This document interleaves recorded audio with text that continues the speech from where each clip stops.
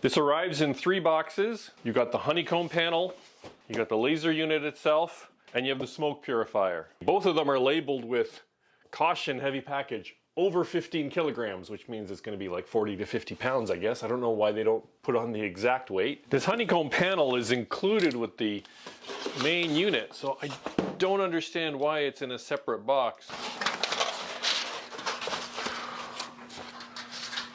That's a honeycomb panel, that's all it is. It's got straps. First this. There goes the box.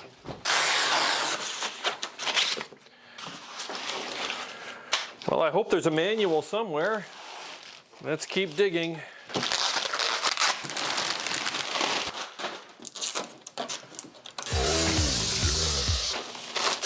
That is fluorescent green. Some sort of exhaust pipe, more green boxes. And in the back here we have, well, it says 40 watts. So there's the laser. And this appears to be a power brick. And this appears to be sample material. And that's got a picture of it. So I predict a manual. 88 pages. I have no idea what those are. And the xTool has a tool pack. Okay, that concludes our unboxing. I'm gonna go away now and read the manual. And I'm kidding, I wanna get this thing out of the box too. The smoke purifier is optional for a lot of people. If you're working in a garage, or if you can just directly vent out a window, you probably don't need this. I'm in a basement. I don't have an easy way to vent. I believe this is the same unit that they use on the higher end lasers. It is not cheap. This is currently about $700 US on the website. And it's heavy. It comes on wheels. I was gonna make a platform for it, but I guess I don't need to. Yet another manual. So here it is all unboxed. This is meant to go on the floor, but I've just got it up here for now. 30 inches by 22 inches by 7 inches, but of course you really need more like 24 inches. You're gonna need a bit of space if you commit to getting one of these things. Now there are 11 languages in this manual, so it's not really that long. There's all these different languages. They're trying to make something here that's good for the whole world. And then the actual setup is almost all done through pictures. I'm actually done setting it up as of page 36. The rest are all these extra options. So often in the woodworking world you see guys, you know, they make fun of manuals and they toss them out. But seriously, this is a pretty good manual. I mean, trying to do something that covers 11 languages I think is a huge challenge. I think they've done a pretty good job. You know, in the end, they refer you to the website, and that's where you're going to find even more information. And this is a good time to pause and say that this is not a sponsored video. I wasn't paid anything. They didn't give me a script or a list of talking points, and the company in no way controls what I say in the video. But they did send me the machine for free. So I'm still going to mark this video as if it were sponsored when I upload it to YouTube, because I just want to be, you know, as upfront as possible. So I've learned a little bit more about the accessories for this machine.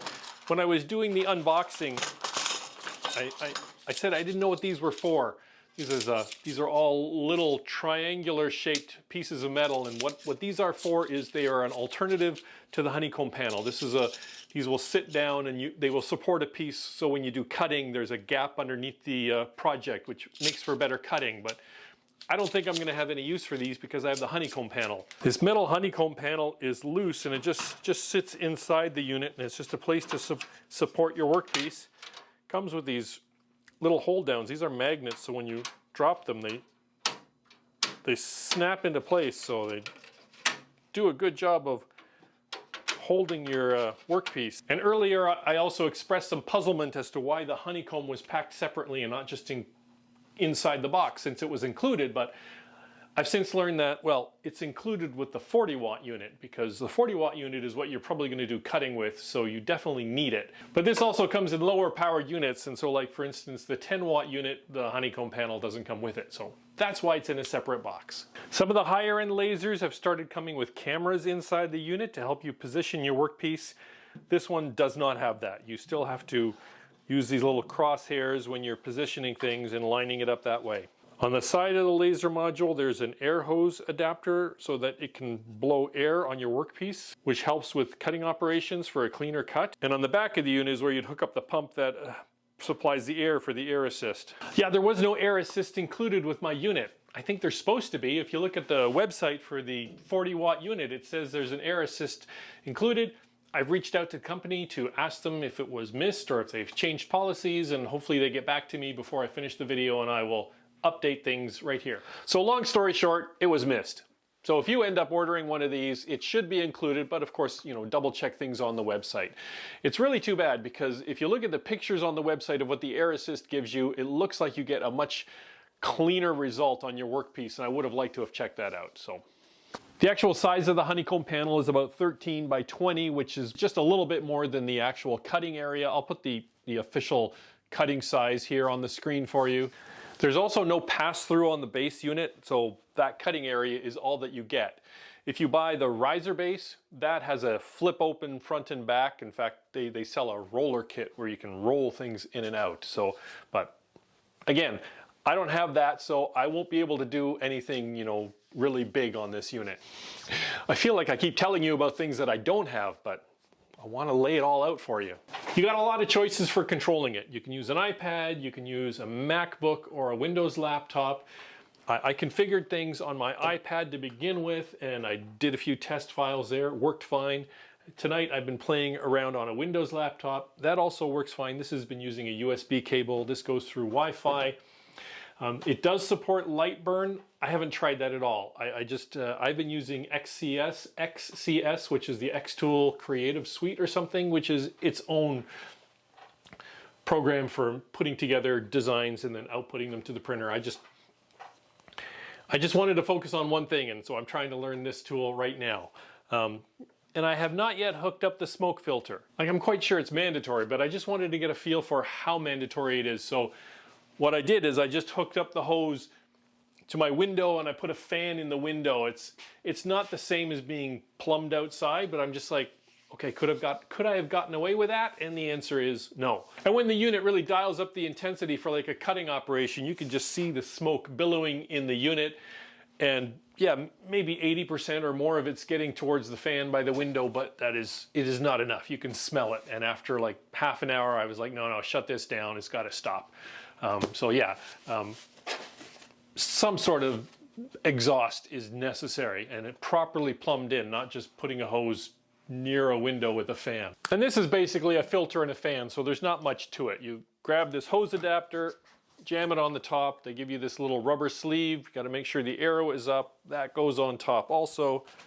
And then you take the hose that's already connected to the back of the laser, and it goes over top, and then you put a hose clamp on it. Plug it in and turn it on. And a screwdriver is included for the hose clamp, but do yourself a favor and just grab a nut driver out of your toolbox. It's much easier for adjusting these with that. So now, just as a side note, you got the cord for the laser unit, I've got a cord for my laptop, and now I have a cord for the smoke filter unit, and if you had the air assist, you'd have a third cord. So yeah, I'm already out of plugs here, so you're going to want to get yourself a power bar to install wherever you're going to use this thing. There's also a hose and an adapter so that you can connect up to the exhaust of the smoke filter unit and route that somewhere. I'm in a basement shop, so it won't do me any good here. So let me walk you through the order of operations, or at least what I figured out so far, and I'm still a complete beginner.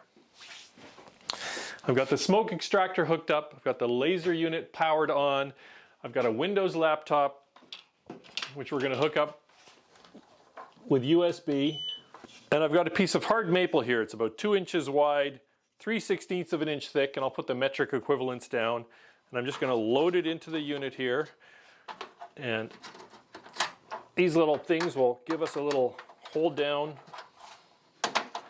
As I mentioned earlier, they just snap into place with magnets.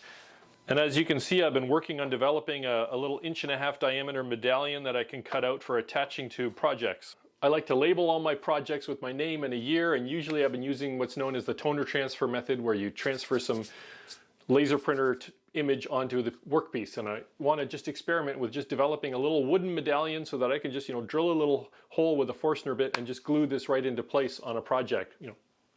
Won't be for all projects, but it'll be for some of them. And now we'll just shoot over my shoulder at the computer screen.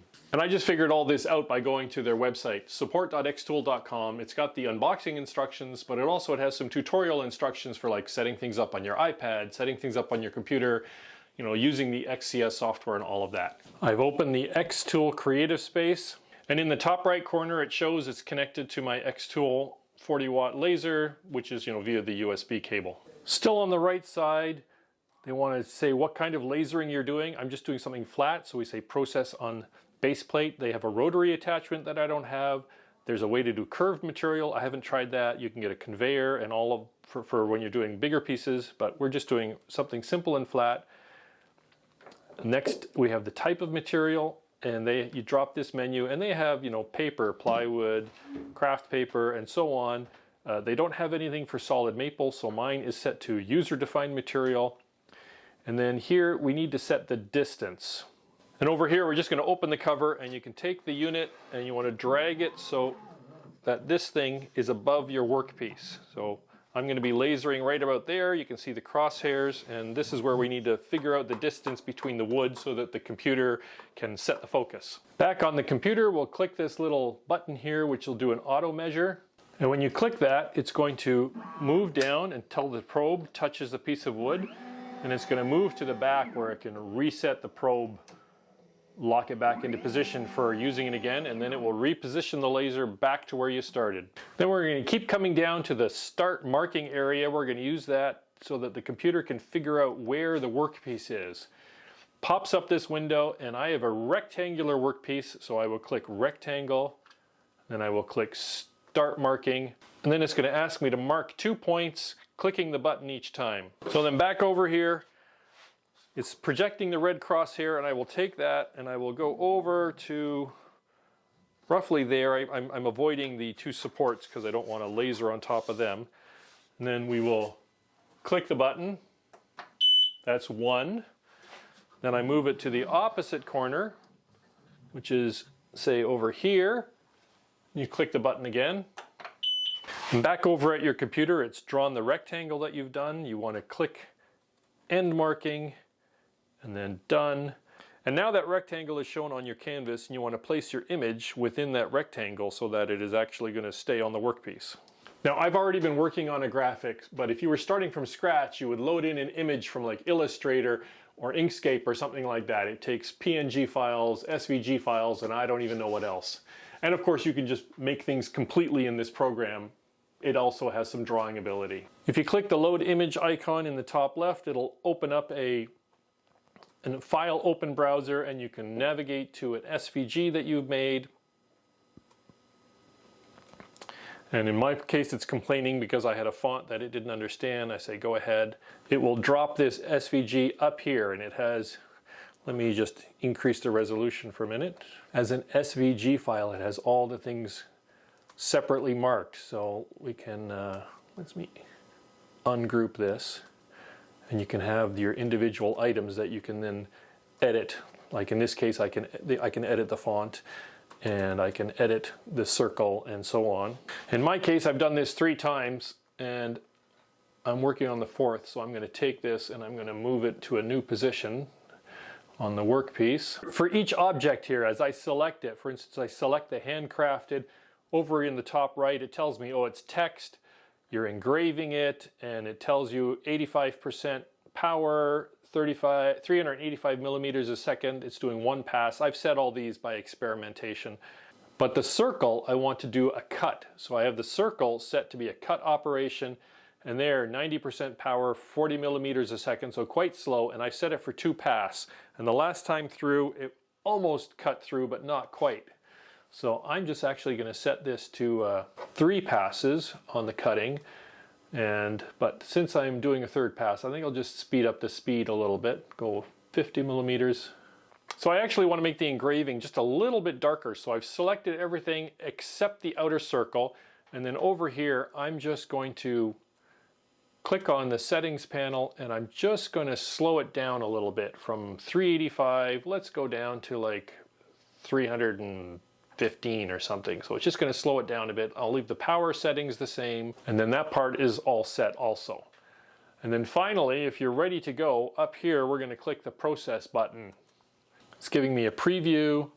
We can click the start button, and it's probably going to complain because I do not have the lid closed. So it's good that it gives me a warning. So I'm going to close the lid, and while I'm up, I'm going to go down here and I'm going to turn on the filter unit.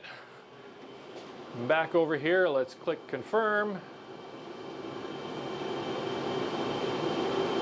And then I have to start over again. And that little beep was telling me it's ready, and now I just push the button and off we go. And I'm sorry, but the lights are being reflected in the cover. But the nice thing about having a cover is I don't need any special safety glasses. If somebody walks into my shop, they're not in any danger. It's a bit noisy with the fan rumbling, but I'm not smelling anything just yet.